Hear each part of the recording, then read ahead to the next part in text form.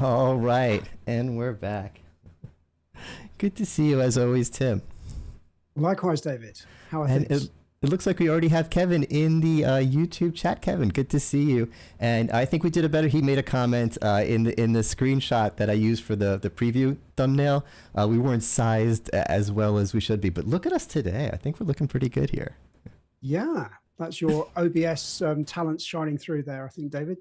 Thank you. I've been working on it. It's never perfect, but speaking of which, I want to share some recent comment. I'm very proud. Before we get into things, in June, I had on this column is our live streams, but on the column next to it is my pre-recorded content. And in June, I had 10 pieces of content, which I was like very proud of myself. And in July, I beat it with 11.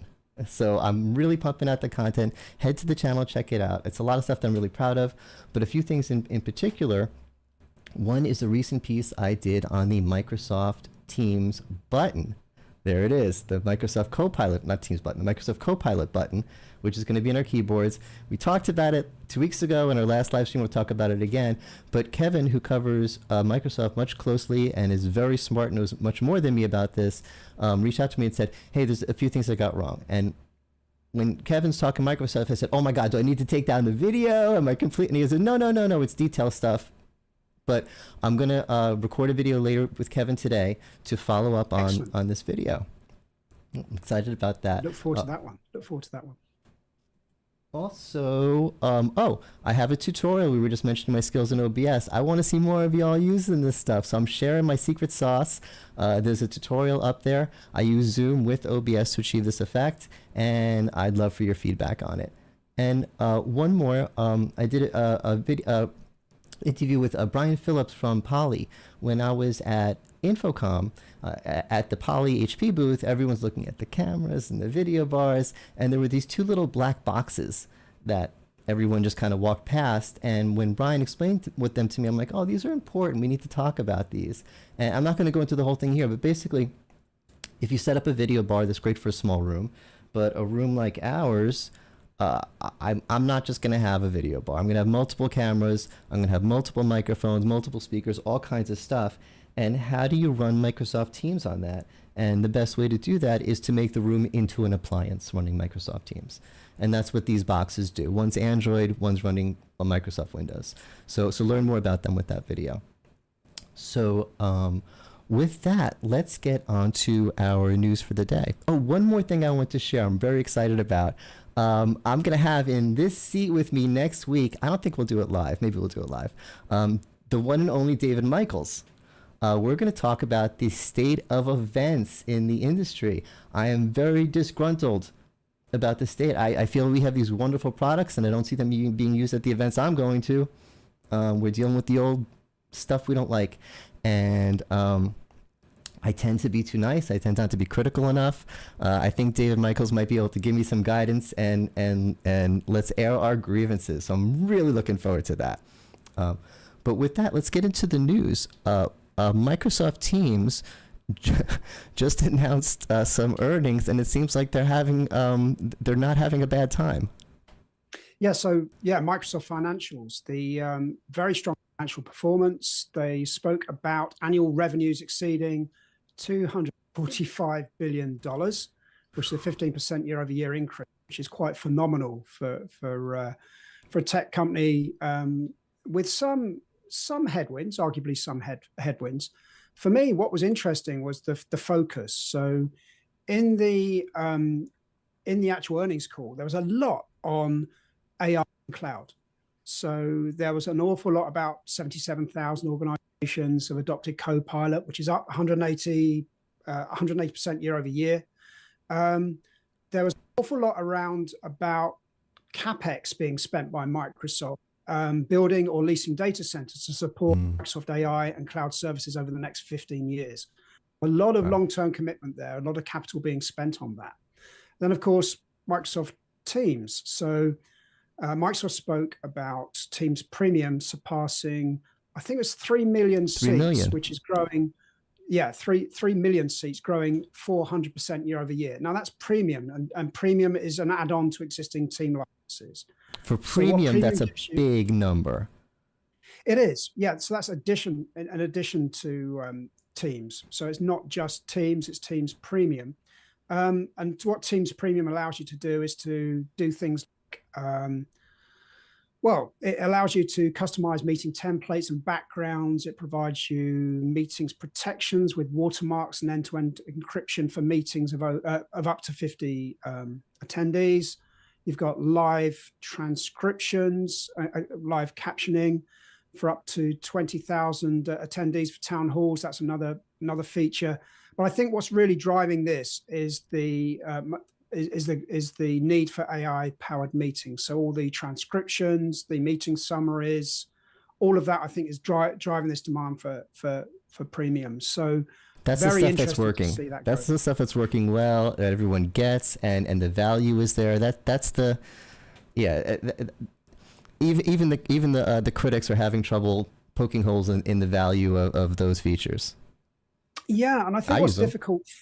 Yeah, well, what's difficult, David, I think, is really when you've got a market-leading platform like Teams, the value you get from meeting summaries and all of those AI features, people will pay for it rather than taking Microsoft Teams out and then putting in someone else that might be offering that at no extra charge. And this is the dilemma that a lot of people have. It's very competitive. It's very difficult. The switching costs are very high, of course, because of Microsoft's adoption in IT departments and how they're familiar with how to use PowerShell, how to use Teams Admin Center. Now, it's interesting that the EU commissioners, and we said in a previous call, it's interesting the EU Commission has seen Microsoft as being deeming them anti-competitive and saying that just removing Teams from their Office 365 subscription is not enough. Of course, the EU moves at quite a slow speed, so it might be 2 years until we see something coming from that. But we're seeing that huge 400% year-over-year growth in Teams Premium. So some really great results there from Microsoft. But it really makes the point, and it kind of pokes a hole in one of Microsoft's big defenses, in my opinion, of all this anti-competitive stuff. When people complain about the bundling, they go, we're bundling a free product. It's free. We're not even making any money off of it. What are you complaining about? When I complained about the Teams, the Copilot button, it's for the free version of Copilot, David. Come on, it's free. Well, how could anyone say something is anti-competitive if you're just giving away the free version? But then, like you said, they get hooked on the free version, and you say, oh, if I want a real solution, I need to pay $10 a month to get blah feature. Well, I'll just get the premium of the one I already use and like, because I'm not saying that this stuff is bad. Or you're going to switch to, like you said, you're going to switch over to something you haven't used and pay them? No. So if someone says, oh, it's not anti-competitive because it's free, I'm going to say, well, 3 million premium seats says different. Yeah. So it's interesting to see what will happen, but clearly a lot of growth. The main focus for me was this view on cloud services and also AI and sort of 15 years worth of investment in great, huge $500 billion data centers, or leasing them. It's clearly going to be a big, it's going to be great for people that sell servers and HVAC systems and can build out data centers, because there's clearly a lot of scope there. And Microsoft are really planning for the long term here. It's also great because, and I know I sound like very anti-Microsoft for what we've been talking about, but on this I'm very pro-Microsoft because we need this.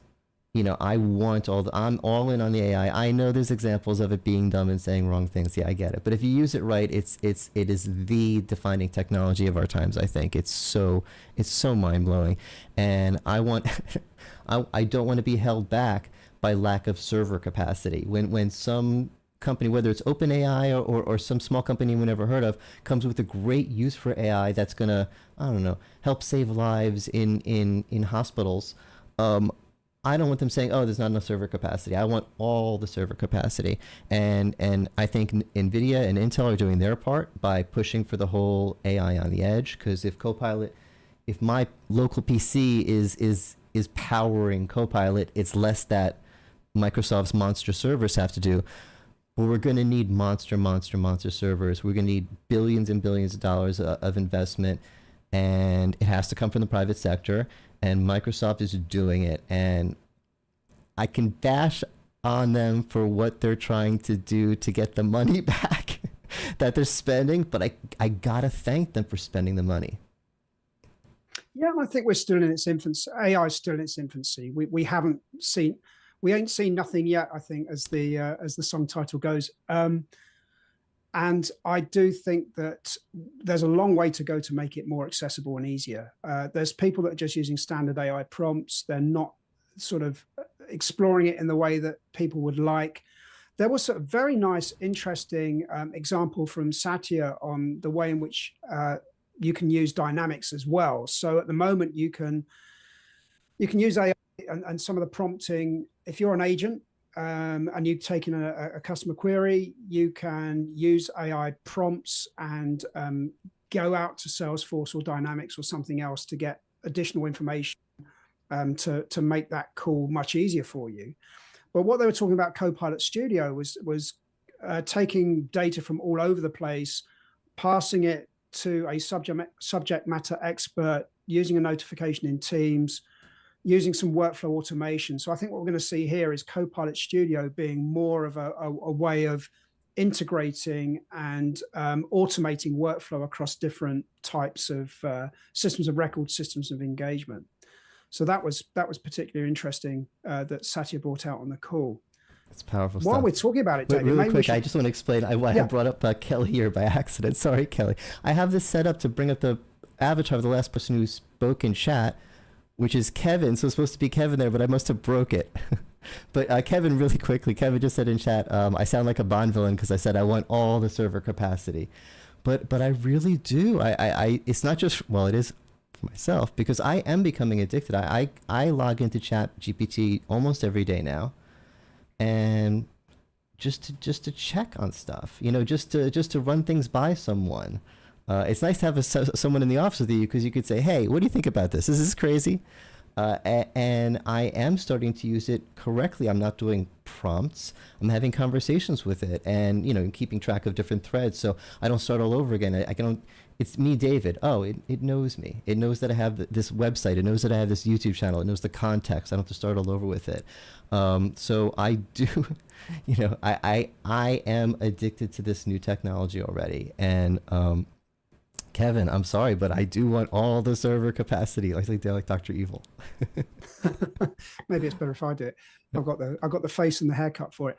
I mean, that's exactly what Copilot Studio is. It's one of those conversational AI platforms that allows you to create and customize copilots using natural language or a graphical interface. So I think that's the way in which we're gonna see some great big leaps forward and evolution from an AI perspective. But I think Dynamics is worth exploring as well because contact center. Yes. So I forgot that's the title of this video, and we haven't talked about that yet. Yeah. One final thought on AI. I do want to give Copilot credit because Microsoft Copilot for Windows is free. I have it. I've been using it.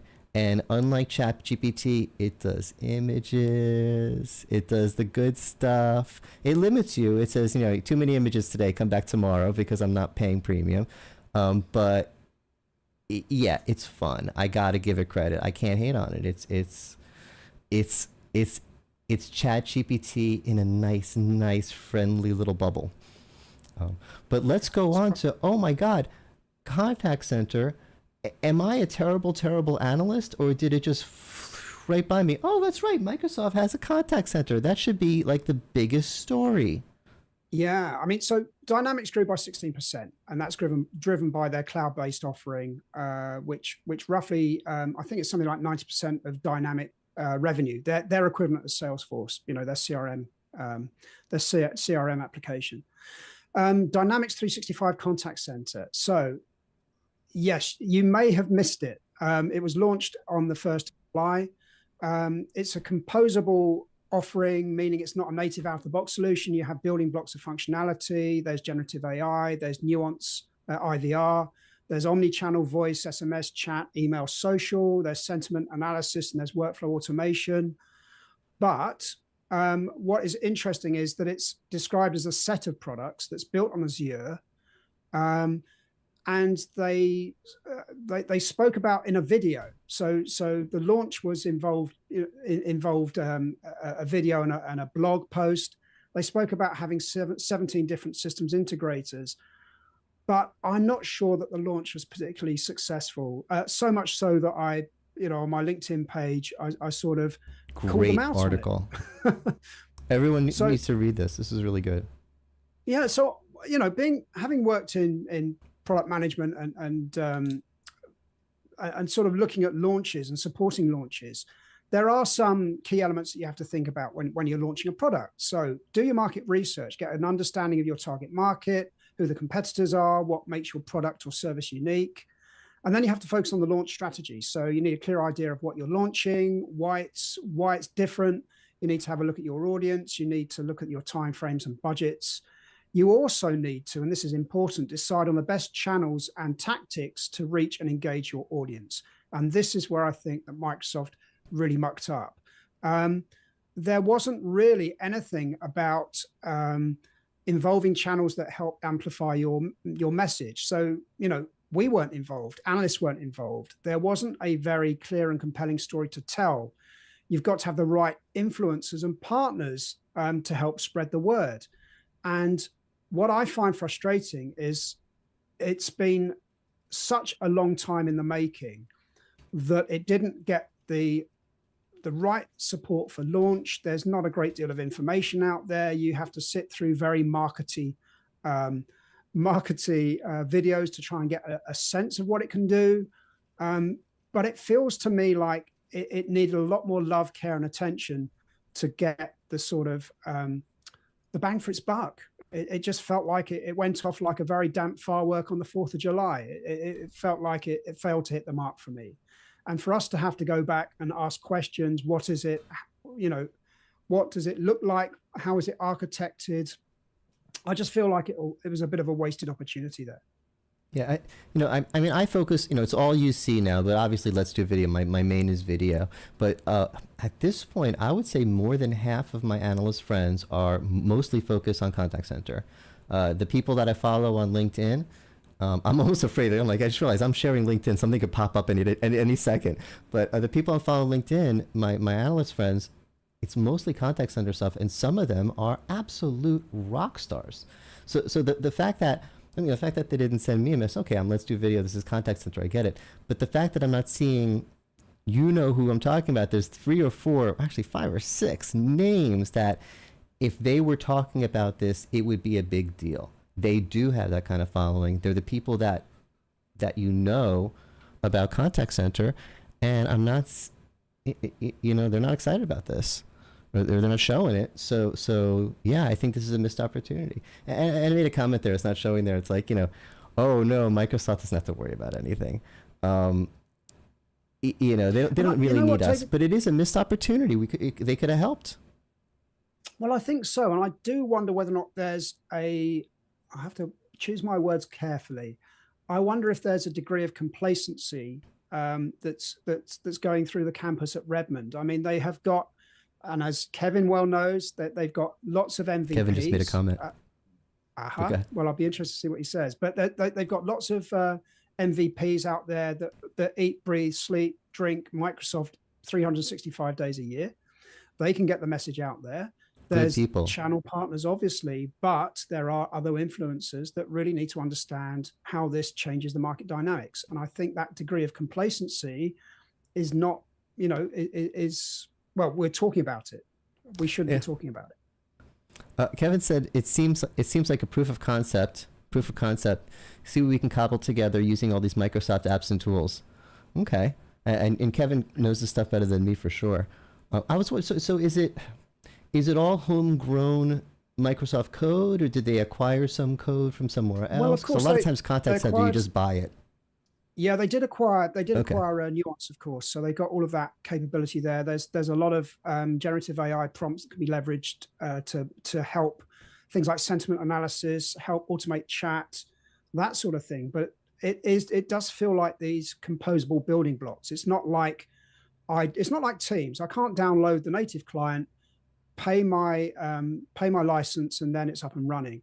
I know it costs something like $110 per user per month for the basic license, but I don't know what that looks like. I don't know whether or not I get a systems integrator to help me integrate that. I don't know if I have to then, that gives me access to the code. All of these really fundamental questions show that they've hit that launch in a way that doesn't really resonate with anyone out there in the market. It sounds like it needs to be better productized. Yeah, I think so. But the thing is that it is the potential. This isn't just, if this was any other company, I'd be like, okay, hey, there's a lot of competition in contact center. Good luck for them. They're doing some things right, some things wrong. They'll figure it out. This is Microsoft. And what I've been saying for a while, the only reason I've been so excited about contact center for the first time in my life is AI. AI is making contact center cool. It's making contact center sexy.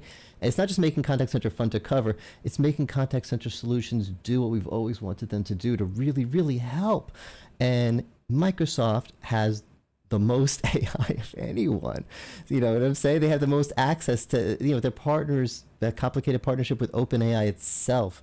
So the idea of a Microsoft AI powered contact center, woo, that's exciting to me. But if it's, it's, even Kevin saying it's a cobbled together this and that, and you're saying you don't know how to get it started, I'm like, oh no. I think what we're seeing is maybe maybe the launch they should have held off on the launch perhaps and sort of thought this through. I would have loved to have given them some feedback. I'm sure there's lots of our colleagues that would have liked to give them some feedback. It'll be interesting to see how this shapes up, but shows an awful lot of promise, of course. And, the likes of Genesys, Verint, Five9, Cisco, everyone else will be extremely interested to see what happens, because of course they've got the CRM piece that makes this very compelling. And also, as we start looking at integrating the front office with the back office, they've got Microsoft Teams as well. So this should be seen as a big strategic threat. This should be early warning to all of those contact center vendors out there.